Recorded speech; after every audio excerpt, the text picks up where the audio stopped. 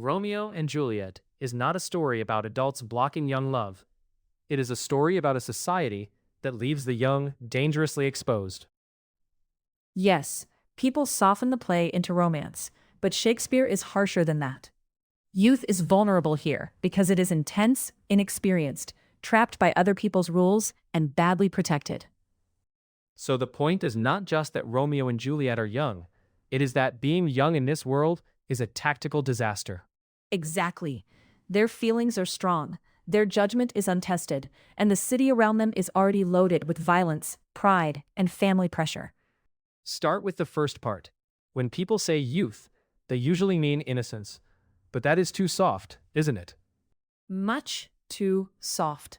Shakespeare does not present youth as pure. He presents it as intense. Romeo flips from Rosaline to Juliet fast. Juliet moves from obedience to secret marriage in a single night. The speed matters. They feel everything at full force, and they do not yet know how to slow themselves down.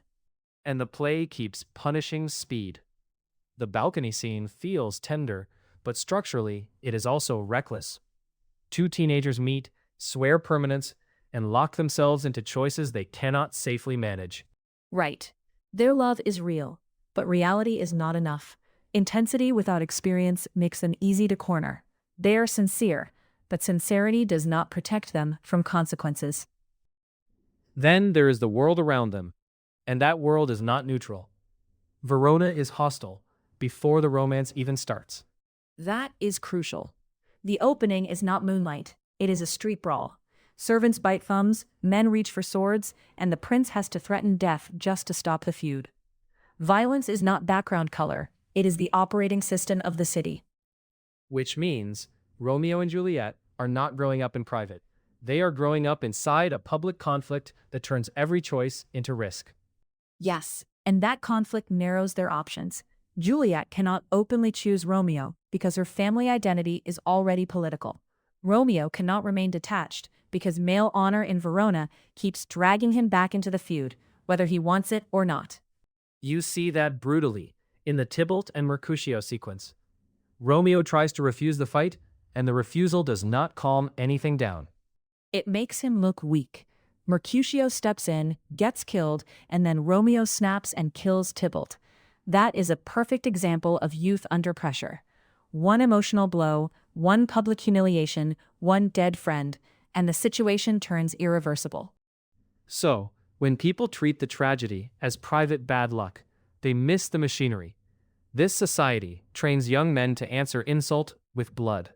And it trains young women to obey until obedience becomes impossible. Juliet is expected to accept Paris, keep quiet, and serve the family's plan. She has almost no legitimate way to direct her own life. That is why secrecy becomes her only tool. Which brings us to the adults, because this is where the play gets really unforgiving. The adults are supposed to guide the young, and they do not.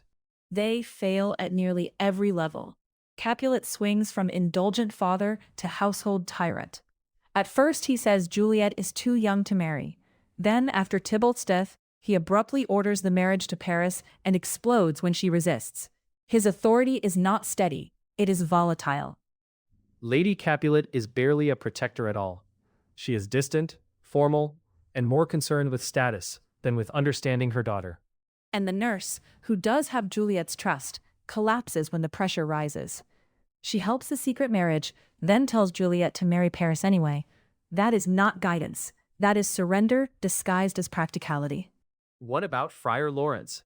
He gets treated as the wise old fixer, but the play does not really support that reading. No, it doesn't. He means well, but good intentions are not enough. He agrees to marry them in secret, hoping a private trick will solve a public feud. Then he designs a fake death plan for a terrified teenage girl and trusts a fragile delivery system to carry the message. That is not wisdom. That is desperate improvisation. So, the adults are not evil masterminds. They are weaker than the roles they occupy.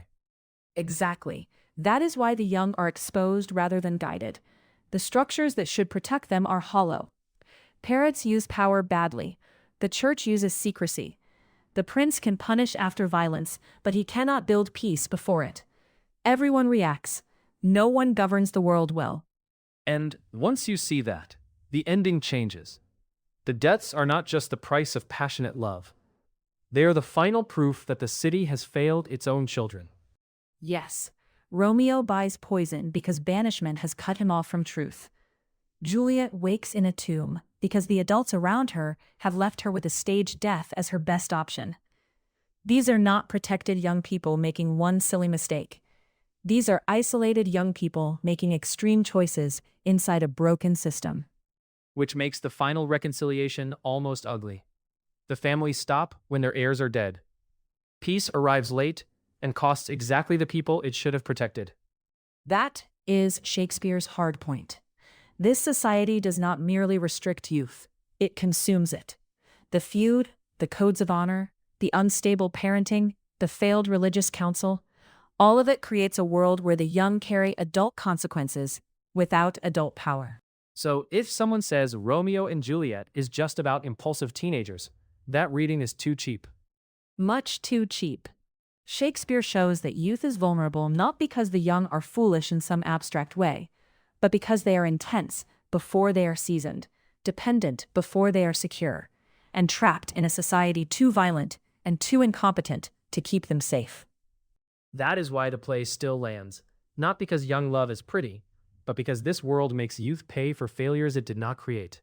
And that is the real tragedy of Romeo and Juliet. The young do not simply die young. They die surrounded by adults, rules, and institutions that should have protected them and did not.